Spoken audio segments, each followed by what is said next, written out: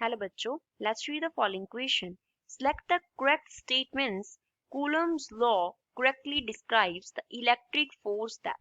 Coulomb's law electric force जो है देता है हमें वो क्या प्रॉपरली क्या डिस्क्राइब करती है. फर्स्ट से थर्ड तक हमें करेक्ट स्टेटमेंट बताना है. First, binds the electrons of an atom to its nucleus. Atom के इलेक्ट्रॉन्स को उसके न्यूक्लियस के साथ बाइंड करती है जो इलेक्ट्रिक फोर्स वो बताता है हमें Coulomb's law. Second, binds the protons and neutrons in the nucleus of an atom.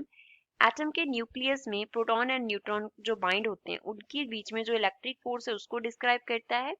Third, binds atoms together to form molecules. Molecule जब बनते हैं एटम्स बाइंड होके वो इलेक्ट्रिक फोर्स को डिस्क्राइब करता है कूलम्स लॉ. तो इनमें से क्या करेक्ट है?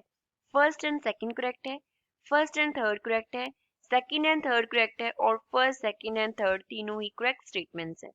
So first of all we will talk about the key concept used in the question. इस क्वेश्चन में क्या की कॉन्सेप्ट यूज हो रहा है? क्वेश्चन में बेसिकली किसकी बात हो रही है? कूलम्स लॉ की बात हो रही है.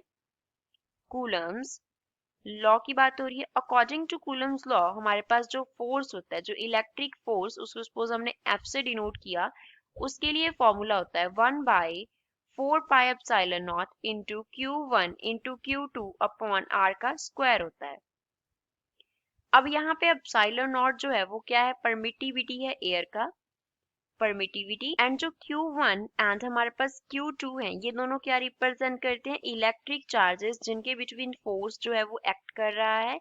Electric charges. R जो है वो रिप्रेजेंट करता है distance between the charges. R क्या है? Distance between the charges. जैसे सपोज यहाँ पे हमने Q1 चार्ज रखा और यहाँ पे क्या रख दिया हमने? Q2 चार्ज रख दिया. तो इन दोनों के बिटवीन जो डिस्टेंस है वो कितना है? R है. तो ये हमारे पास क्या होता है? F के लिए फॉर्मूला होता है given by the Coulomb's law. अब हमें फर्स्ट स्टेटमेंट में क्या दिया है कि न्यूक्लियस के साथ इलेक्ट्रॉन को बाइंड करता है. न्यूक्लियस में क्या है? पॉजिटिव चार्ज है. न्यूक्लियस पे पॉजिटिव चार्ज होता है और इलेक्ट्रॉन पे क्या होता है? नेगेटिव चार्ज होता है. ई नेगेटिव रिप्रेजेंट कर रहा है इलेक्ट्रॉन को. दैट मीन्स यहाँ पे हम टू चार्जेस के इंटरेक्शन की बात कर रहे हैं. क्या हो रहा है? टू चार्जेस जो हैं वो इंटरेक्ट कर रहे हैं. सेकंड स्टेटमेंट में protons and neutrons in the nucleus of an atom हमें दिया है. सेकंड स्टेटमेंट में क्या दिया है? प्रोटॉन्स एंड न्यूट्रॉन्स दिए हैं.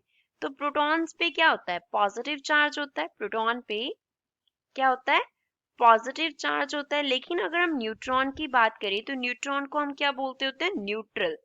न्यूट्रॉन्स हमारे पास क्या होते हैं? न्यूट्रल होते हैं. न्यूट्रल.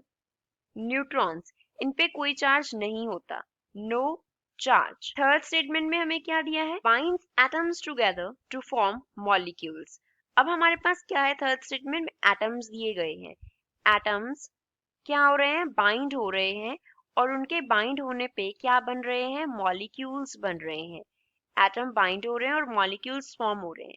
तो एटम्स सपोज हम यहाँ पे सोडियम क्लोराइड का क्या ले लेते हैं? मॉलिक्यूल ले लेते हैं. अब सोडियम क्या है? एन जो है वो सोडियम एटम है जिसपे क्या आता है? हमारे पास पॉजिटिव चार्ज आता है. वो अपना एक इलेक्ट्रॉन जो है वो क्लोरीन को ट्रांसफर करता है. क्लोरीन क्या है? हमारे पास नेगेटिवली चार्ज होता है. अब यहाँ पे जो एटम्स है उनपे पॉजिटिव एंड नेगेटिव चार्ज आ रहे हैं. दैट मीन्स हम यहाँ पे चार्जेस की बाइंडिंग की बात कर रहे हैं. अब अगर हम कूलम्स का जो फोर्स लॉ है हमारे पास उसको रीराइट करें तो हमने एफ को क्या लिखा था? 1/4πε0 into Q1 upon Q2 upon क्या था? Q1 into Q2 upon R square था. तो यहाँ पे हमारे पास क्या आ रहा है? Q1 एंड Q2 अगर टू चार्जेस होंगे उनके बिटवीन कुछ डिस्टेंस होगा तो फोर्स एक्ट करेगा. फर्स्ट स्टेटमेंट में न्यूक्लियस क्या है? पॉजिटिवली चार्ज है. इलेक्ट्रॉन नेगेटिवली चार्ज है. तो टू चार्जेस इंटरेक्ट किए. लास्ट स्टेटमेंट में जैसे हमने मॉलिक्यूल में एटम का एक एग्जांपल कंसिडर किया, एक पॉजिटिव चार्ज था दूसरे पे नेगेटिव चार्ज था. तो यहाँ पे भी क्या हुआ? टू चार्जेस इंटरेक्ट किए. तो इन दोनों में कूलम्स लॉ को जो है हमारा फोर्स का वो हम अप्लाई कर सकते हैं. सेकंड में क्या हो रहा है? न्यूट्रॉन्स जो है वो न्यूट्रल है. उनपे क्या है? No charge. अगर कोई चार्ज नहीं होगा तो कूलम्स लॉ हम अप्लाई नहीं कर सकते. Coulomb's law can not be applied. जब न्यूट्रॉन पे हमारे पास कोई चार्ज ही नहीं है तो हम कूलम्स लॉ को वहां पे अप्लाई नहीं कर सकते. तो गिवन स्टेटमेंट में से सेकंड स्टेटमेंट को कूलम्स लॉ जो है इलेक्ट्रिक फोर्स का वो करेक्टली एक्सप्लेन नहीं करता. तो हमारे पास सेकंड क्या है इनकरेक्ट स्टेटमेंट में, तो करेक्ट कौन सी है फर्स्ट एंड थर्ड, तो गिवन ऑप्शन में से सेकंड क्या है इस क्वेश्चन का करेक्ट आंसर है। I hope you understood well, thanks.